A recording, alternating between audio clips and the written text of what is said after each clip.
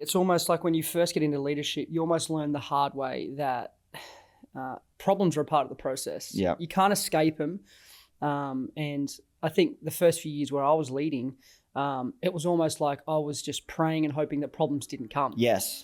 But then when you have that mindset, you're at the mercy of any problem that does come. You're not equipped. And so you've almost got to predict and you've almost got to go after it.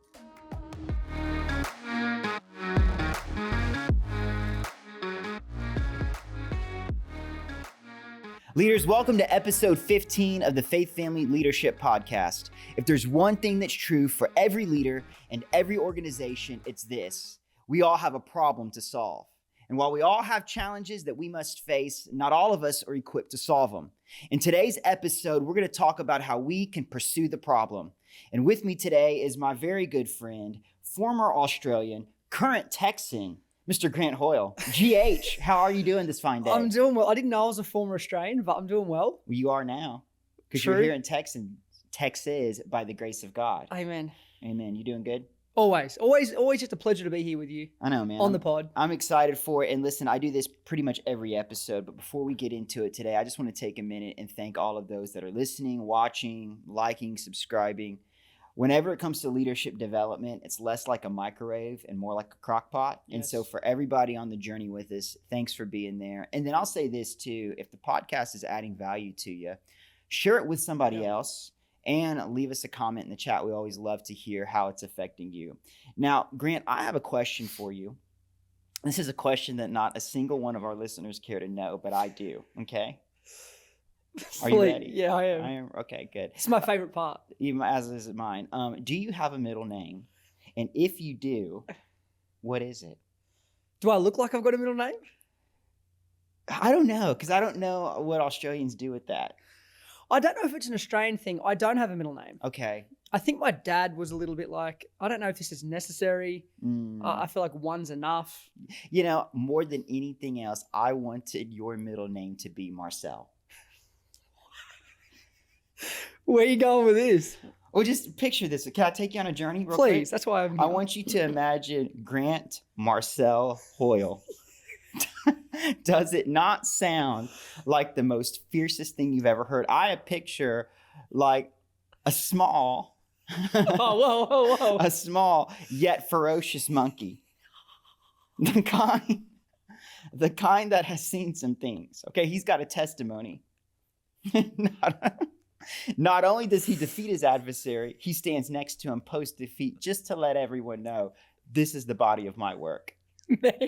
How does that sit on you? I've never been so offended in my life. Really? A small, ferocious monkey? Think about the damage it could do. I kind of see myself more like a silverback. They're large. Yeah, maybe I'm not the largest human, so I guess I can cop that. Yeah, well, just let the food for thought. Okay. There's people that go and change their names. You could add that. Yeah, I feel like in America, anything's possible. Anything is possible. It's the land of opportunity, baby. In the land of the free. All right, we got a new game for you today. Please. It's called Name the Decade. Okay. So I'm going to give you like a statement, or I'm going to talk about something, and you're going to try to do your best to guess what decade either this took place or, whatever. All right. When did the iconic mullet hairdo become famous? Late 70s? Late 70s? That's what you're going with? 70s? That would be inaccurate. 80s? 90s. Ooh, According to our researchers. really? That's what it says. This is the American version too. You have to realize Okay, this. let's fact check that. But anyway, We'll do it. Hey, you had a mullet when I first met you. I did? I remember it. Do you remember that? Yeah, of course I did. No, do you remember the moment?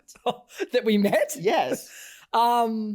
Yes. Okay, tell me about it. I think I walked by your office and PJ was like, this is Brian, and he oversees leadership in the church.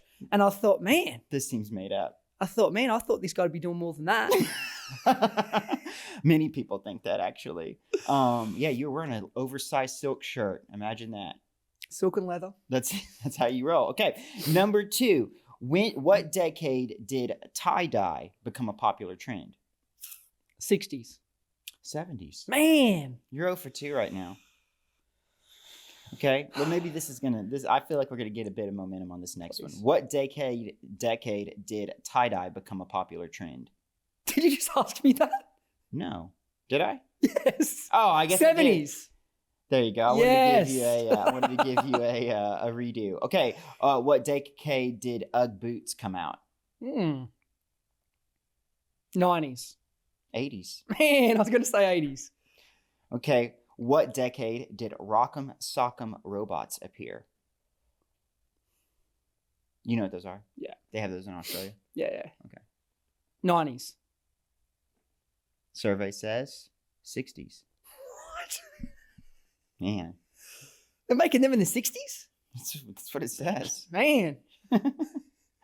All right. You have to get this Oh, no. one. Come on. The Ford Model T was released in what decade? Ford Model T. It's a car. It was actually the first car produced on an assembly line. That wasn't in the notes, but I know that because of my car knowledge. First car on the assembly line. 40s. 1910. Oh, man. This is not boding well for you. Man. When I do these with PJ, he gets about 95% of them correct. I just want to. I don't doubt that. I don't. Okay. What decade did the first Barbie appear? Surely you know this one. Oh, now I'm all rattled. My confidence is shot. 60s? 50s. Man. All right. When did the first handheld mobile phone release? 90s. 70s. There's no way they had mobile phones in the 70s. The car ones, it's handheld. Oh, You're mobile. You're in that Cadillac Yeah, right, you're Eldorado, mobile, yeah. just slinging. man. All right. What decade did the Walkman release? Think cassette tapes. I'm going to prime you up a little bit. 70s. 80s. I think you somehow managed Is that to all get of it? every single one wrong. And do you know what? No one's going to believe this, but every answer I got wrong, I did think the initial decade that it was. And then So what you're telling me is you chose to go against your instincts. well, I'm a confidence player. If I had got the first one right, but then I just thought, man, if I don't know this, what else don't I know? Man, okay, well, that's not boding well for our leadership talk and you giving wisdom. But hey, listen, all leaders are human. Let's just agree to that. Yes, sir. I want to talk about our theme today. We're talking about pursuing the problem, Grant. Yep. Now, I mentioned it a second ago. If there's one thing that's true, every leader, every organization, we've all got a problem to solve. Yeah. And we have those problems to solve because we're working with people. And anytime you bring in the human element, Yeah. you've got some problems to navigate. Now, the reality of it is I don't know if anybody signs up necessarily or gets excited at the thought of solving problems. No. But in that, we can see that really, if we could adjust our mindset, then what we'll see is that problems are really opportunities in disguise. Yeah. It's one of my favorite quotes by Craig Rochelle. Problems are opportunities in disguise. Mm. And before we kind of get into how to solve problems, and listen, you can Google this and you'll find hundreds, if not thousands of articles on how to solve problems. We're going to offer our thoughts today. But before we talk about solving problems, because we've all got them, I almost want us to frame up maybe and change our perspective of a problem. Yeah. Because I think a lot of times when we view problems, we view them as kind of an annoyance, Yeah. a frustration, depending on how you're wired. It could cause your blood to boil a little Yeah. bit or your heart rate to increase. Yeah. But if you think about any business, it's likely a solution to a problem. If you're selling something, you're meeting a need. If Yeah. you're in insurance, you're providing security. If you're a church, what are you doing? You're providing love and hope for hurting people. So no matter what we do, we are providing support, we're meeting needs, we're answering questions.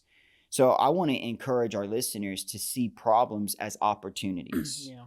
And we got to reframe our mindset on that to be able to do that. And I was talking to a leader the other day, and I said this: the more problems that you solve as a leader, the more valuable that you are. Definitely. And so I think if we can see that and we can kind of grab a hold of that, then it doesn't change maybe the amount of problems that come in for sure. But what it does do is it helps us reframe our perspective, which really empowers us to be able to go and solve the problems. Yeah. So what I want to do today is I want to give our audience like a framework on how to solve problems. And as I said before, you can probably go research some articles and find that. We're going to give you our thoughts Yeah. today, and it's going to be a conversation, but we want to keep it as simple as possible. So, Grant, you got a problem to solve. Your team's got a problem to solve. Where do you start? Yeah, I love what you said because I agree. It's almost like when you first get into leadership, you almost learn the hard way that problems are a part of the process. Yeah. You can't escape them. And I think the first few years where I was leading, it was almost like I was just praying and hoping that problems didn't come. Yes. But then when you have that mindset, you're at the mercy of any problem that does come. You're not equipped. And so you've almost got to predict and you've almost got to go after it. Yeah. And you can't sit back. It's almost like in a sporting game of any kind of sport, if you sit back and you let the game come to you, you usually lose. You've got to be on the offense. And so I say you've got to go after the problem. Problems minimize at the speed in which you approach them. So if you just try to ignore them and put your head in the sand, they usually get worse. It's like a leak in your plumbing or a leak in a boat. If you just leave it and just try and put something over the top of it, it's likely going to increase. Yeah. The fact that the problems disrupt things, and whenever something is being disrupted, if you try and ignore it, it'll just grow and it erodes everything around it. And so it's a little bit like when you're young and maybe you're still trying to work out how much money you've got and you purchase a car. And you're not really understanding that when you purchase a car, you're not just paying for the price of the car. The maintenance of the car is an expense throughout the year.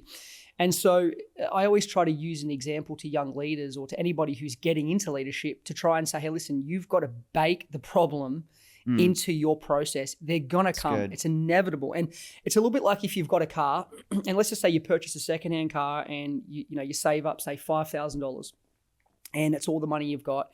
You get your insurance sorted. And then 12 months into driving your car, you hear a noise. You can turn up the radio. You can wind the window down. You can sing and you can try to ignore that sound.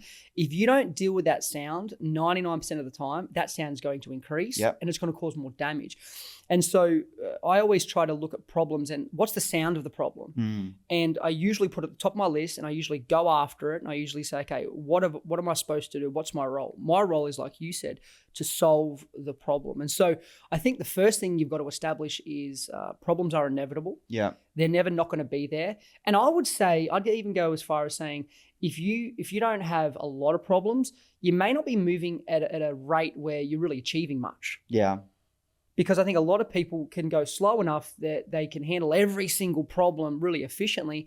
And it could also be that you're not a very aware leader. Yeah. Because there are problems. No, there are. There are problems. No, I love what you said. I mean, as leaders, I've heard it said that we are the chief problem solvers. Yes. And there's things that you can do as a leader to prepare and to mitigate whatever problems may come, whether it's on the weekend or whatever it is that you're leading in. But then there's always that dynamic of problems that are going to occur in the moment. Now, you and I are both 3s on the Enneagram, so we're people that get a lot of fulfillment out of producing, winning, success, and not just success, but even being viewed as successful.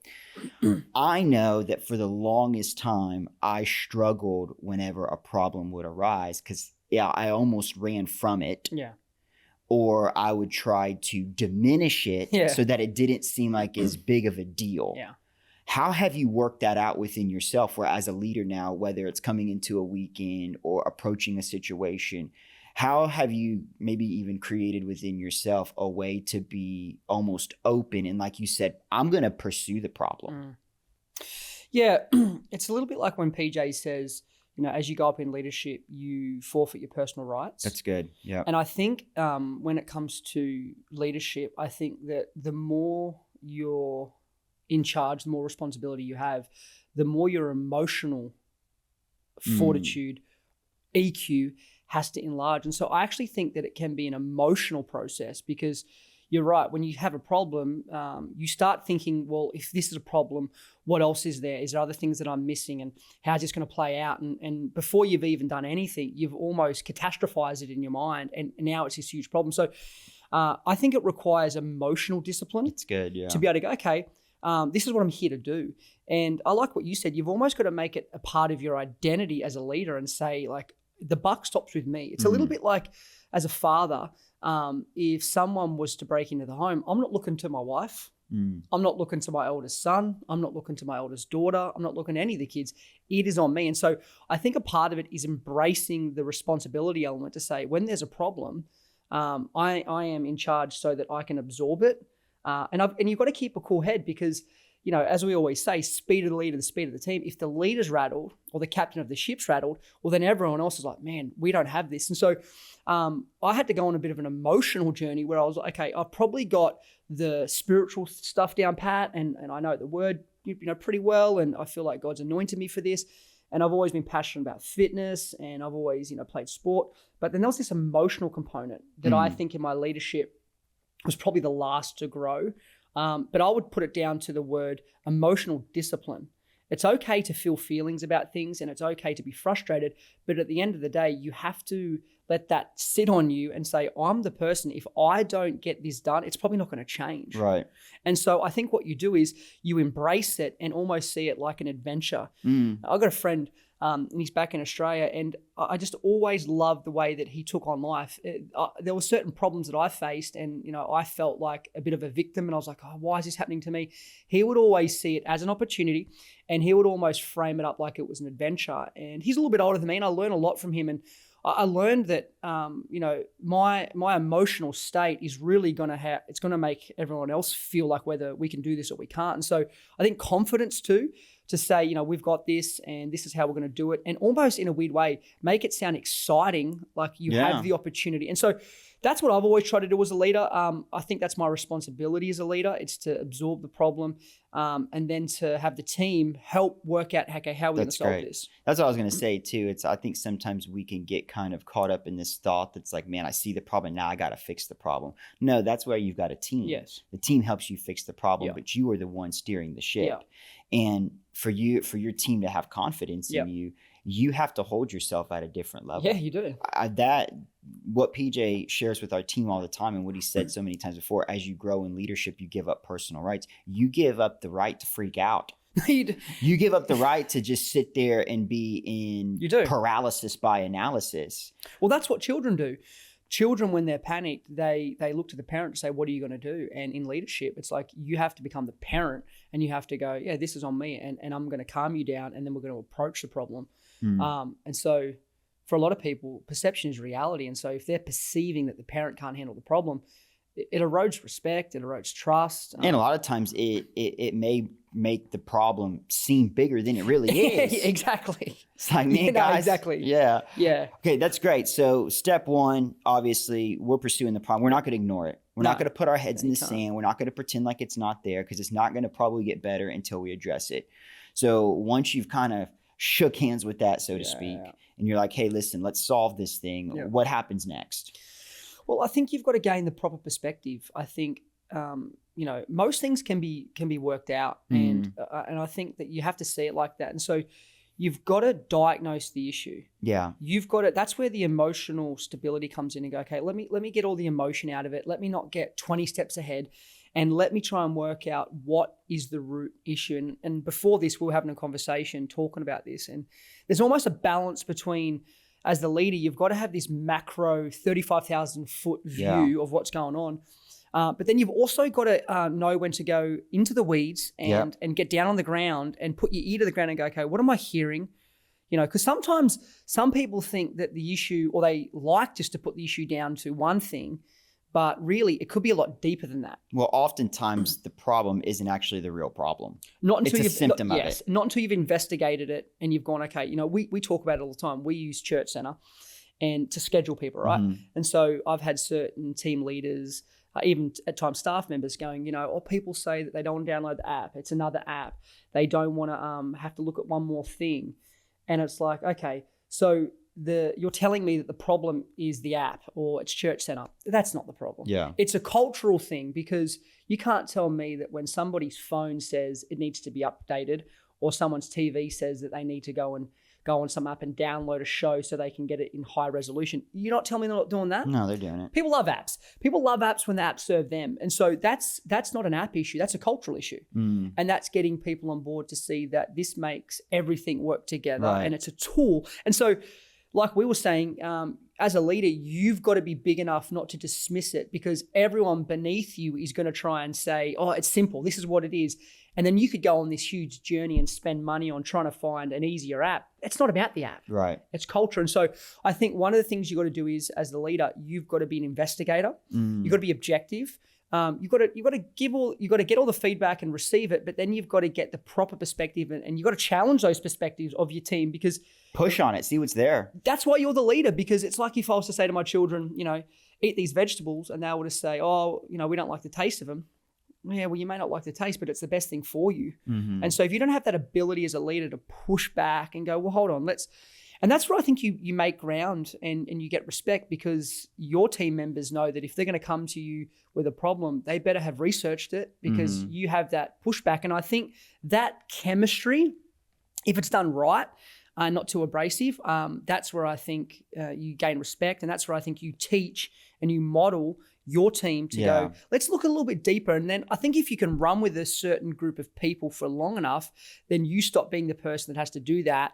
And you have people come to you and say, listen, it looks like this, but it's probably actually this. Yeah. I remember, like, PJ would walk us through as a team many times. He would always say, what's the thing behind the thing, guys? Let's think about it at a deeper level. And there's usually whatever you're experiencing as a problem or a symptom, that's not even the source of it. No. A couple years ago, I was running a lot, and I started getting pain in my knees. And I was doing all of these different things to try to treat my knee, because I thought it was my knee. And I'm stretching it, and I'm doing the hot therapy and the cold therapy and all this stuff. And as soon as I'd get out and get going, my knee would start hurting. It was so frustrating. And I couldn't figure it out until I went and saw a knee specialist. And he said, it's actually not your knee. He said, your knee is great. It ended up being an issue with my hips in the way that I was running. But what that did was it reminded me, and it reinforced that, listen, I had something way over here that was affecting something down here. And so I think just having that healthy level of inquisition that says, okay, what's the thing behind the thing? Yeah. And then even being able to have some handles on what it means to diagnose that. Because if we're getting really practical, whenever we're diagnosing situations as an executive team or as a staff, we really got 3 buckets that we can kind of place a problem in to maybe help give us some direction. And they will typically, in most situations, fall in one of these 3 buckets. It may be a situational problem, a systematic problem, or a personnel problem. And let me give some handles on that. So if it's a situational problem, it's something that you really couldn't have planned for. It's something that couldn't have been prepared for. It just happened. AKA, we lost power on a Sunday morning. Weather. Something that just, it's a situational type of issue. There was really no way to see it ahead. But now that we have seen it, now that we know it's a possibility, we can prepare for it should it happen the next time. Situational, probably couldn't have been avoided ahead of time. The other issue would be a systematic issue. Okay, this is a result of something that we're doing or not doing that's leading to this issue. Systematic problems could be anything through, hey, listen, like, let's use the analogy of the app. They don't use the app because they don't want to download another app. Well, maybe that's a systematic issue. Maybe we haven't given the expectation that, listen, as a dream teamer, this is part of what you're saying yes to. Maybe we haven't casted vision to share with them the why behind the what. Maybe they actually don't know how to use the app. And maybe if we took 3 to 4 minutes as a leader, asked them for their phone and walked them through it, we would check that box. But if it's a systematic issue, and that also means it's happening on a regular basis. It's not a one-off problem. We're seeing trends on a team. We're seeing trends with a person. That's a systematic issue that must be addressed. And then when you're addressing it, you have to ask as many questions as possible. In fact, I would even say this: don't settle for your first answer. No. Like when you're asking the why behind the why questions, or what's the thing behind the thing, like keep pressing it. Keep digging. Okay, why? Okay, well, why would that happen? And then the last bucket that you could put it in would be a personnel issue. Sometimes the problem that you have to solve is a team member. It is a leader. It might be you. And honestly, as the leader, you said it, speed of the leader, speed of the team. We quote that a lot. It's a great John Maxwell quote. But whenever we're addressing problems or making an effort to solve the problems, start with the mirror. Yeah. Start with the mirror. Again, as we grow in leadership, we give up personal rights. Yeah. So if we start in the mirror, let's at least take a level of ownership to say it starts with me. Yeah. And let me begin by seeing maybe what in me could change or what do I need to do differently. So to kind of summarize, we're not going to ignore the problem. We're not going to bury our heads in the sand. We're going to pursue it. Once we've, kind of made peace with this and decided we're going to be intentional, then we got to get a healthy perspective of what the actual issue is. Now we probably have a good sense of what the issue is. What happens next?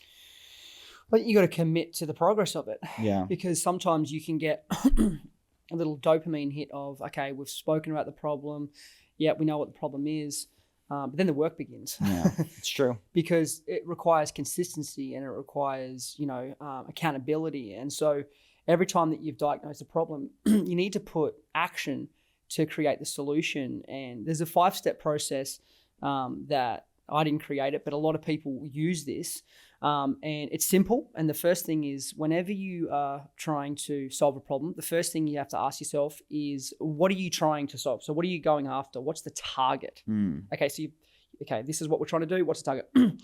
Second process is, okay, what's the problem? So what's stopping us from hitting the target? So if we want to have everyone use the app, what's stopping us, which we spoke about? I like what we covered in the second part, because this is the third point, is what's the root cause? What is at the genesis? What's at the origin of this? You have to do that. Then the fourth thing is create a plan. Okay, how are we going to go after this? And then the fifth thing is really simple. It's do it. Yeah. And so that's kind of what we're talking about. You've got to actually do it, because the amount of times people sit around tables and say, this is the problem, then you've got to almost put people in charge of certain areas, give people responsibility. Then you've got to have timelines, and then you've got to keep them accountable to those timelines. And so going after the problem is often something that almost fizzles out. And then it's like, okay, we've done enough, but have we really done enough to cause action? Has everyone been aware of the problem? Is it now a cultural change that's happened? And so I think a lot of the times, a lot of our energy goes into mitigating the fear that there is a problem. Once we face the fear, we feel good about addressing it and talking about it. But usually some problems might take months. I mean, we talk in terms of like seasons. Right. Like we were always saying, okay, we're going to have this done by the fall. We had a conversation yesterday and we set a target for something, and we said, okay, by the fall, well, we're talking about Christmas already. Yeah. And things take that long. They do. And at the size that we're at the moment, you've got to have really good timelines in place. You've got to have everyone on the same page. You've got to have everyone bought into the fact that this is a problem and we're going to address it and we're going to deal with it. Yeah. Everyone buys into it. And then you've got to keep everyone accountable to it. Yeah. Well, I think something that you said that sticks out to me is like, anyone can identify a problem. Yeah. It's really not that hard. No, it's not. It's not that hard to identify the problem, but what a leader does is they solve it. Yes. The difference is always in the doing. Yeah. And you can dress it up as much as you want, but it's going to take action. Yeah. You're going to have to treat the symptoms. Yeah. And I think sometimes for those people out there that are planners and strategists, and they're gifted to do that, you can, as you mentioned before, you can get a big dopamine hit about being real that there's a problem. And you can get a big dopamine hit about saying, hey, we've created a plan. Yeah. But sometimes we can be working so hard to create a perfect plan, we go nowhere. No, yeah. I would say this, it's better to run, if you were looking at a scale of 1 to 10 and you had a plan with your team that was a 7, it's better to run with the 7 than wait around to the 10. Yeah, definitely. Like oftentimes I think the cost of inaction it's far more than the cost of moving and just making mistakes. No, it really is. And it's almost like you can't get caught up in perfection because, look at having a date night with your spouse. Let's just say that you say, okay, we're going to have a date night every week. And so you plan and you get all excited and it's like, wow, we're going to do this every week. And you do it for 2 or 3 weeks, maybe even a month, 5 weeks. Then it comes to the 6th week. And it's like, okay, we're tired. Okay, it's raining. We don't have the budget that we thought we were going to have. And so then it's easy just to say, okay, let's just not do it at all. But you don't have to go out to have a date night. Sure. Date night's about intentionality. And so it's the same with this sort of stuff. It's like you don't have to try and go after perfection and try and, solve everything at once. But you do have to, like you said, just keep some sort of consistency, some sort of momentum, and eventually, I think it really too, it's about creating a culture where the team knows we're not going to give up on this until it's done. Because it's subconscious. It's the same with children. If you're a parent, you'd know this feeling of like saying, okay, every morning and every night I want you to brush your teeth. And most parents will stick on kids like that for the first 2, 3 weeks, 4 weeks. But the child knows when you back off. Oh, yeah. And there becomes a culture of, well, mum says something, dad says something, and they usually are passionate about it for 2 or 3, 4 weeks. And that's subconscious. And when you're leading people, I'm very consistent. I have my team every week submit a form, and it kind of lets me know where they're at. It kind of lets me know the problems they're facing, any leadership issues. I have a time that it's due by. If they have not all sent it in by a certain time, every week I will say, hey guys, just a friendly reminder. Yeah. This is due. And I don't miss on that, because what it lets them know is no matter how busy we get, that's my expectation. Yep. And so it's about building a culture of accountability where everyone's like, we're not going to give up on the problem, because the problem is limiting us and stopping us from going to the next level. And so I think it's also about getting everyone to see and respect the culture. We're not just going to talk about this for 3 or 4 months. We're going to do it, and we're going to stick to it. And that's where I think you get real momentum then, because then everyone starts to understand, okay, when we encounter problems, we're going to work at this. Well, you're saying we a lot. And that's what I want some of our listeners and viewers to kind of grab a hold of, is you aren't on an island, and you shouldn't be. No. In fact, I would even say this, like if you look around your team and you're the smartest one in that circle and you're the most gifted one in that circle and you would be perceived as the best one in that circle, you're probably in the wrong circle. That's a dangerous place to be. You want to bring in the people that you lead and that you're running with and share the collective genius. That's why we is always better than me. Yeah. And when you bring your team in, it actually gets a lot of fun, because it's like, man, we can take on anything. And I love what you're saying. And even when it comes to problems, I think this is important. Some problems you're never going to fully solve. No. Some things aren't problems to solve, they're tensions to manage. Yeah. Does that make sense? Oh, I agree fully. Like we'll use our parking lot as an example. Has there been challenges with getting people onto the lot? Has there been challenges with people finding parking spaces? Yes. Is our church growing? Yes. Is it growing significantly? Yes. Are there people that are coming that are experiencing life change? Fill in the blanks. Yes. We may never fully solve that problem. Yeah. No, we work really stinking hard. Yeah. Really hard to try to mitigate that as much as possible. I don't know if we'll ever have the day that the moment that you pull up into the turn lane on 6500 North Main that you go right in. Yeah, no. It may not be a problem to solve. No. It may be a tension to manage.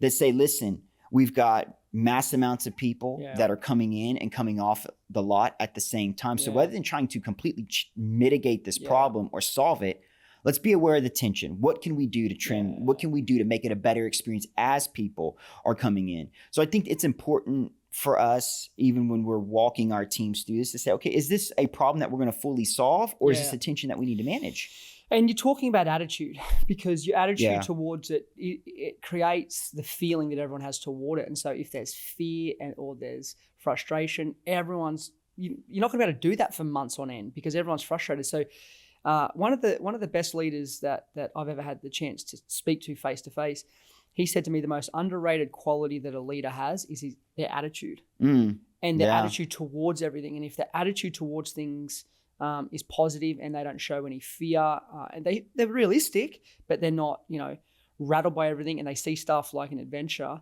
well, then that's what the team will feel. And so I love what you said there, because it's almost like saying, no, we're not even intimidated by the fact that this will never be solved, but we are not going to give up on it just because we can't solve it. Right. And I think if everyone could lead like that, man. I know. Well, I love what you're saying, because not every problem is external.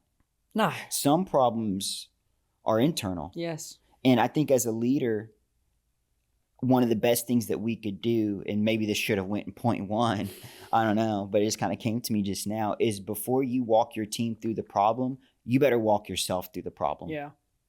What's my demeanor like? What's my attitude like? Yeah. How do I feel about this? How am I conveying this message? Am I conveying this as an opportunity in disguise?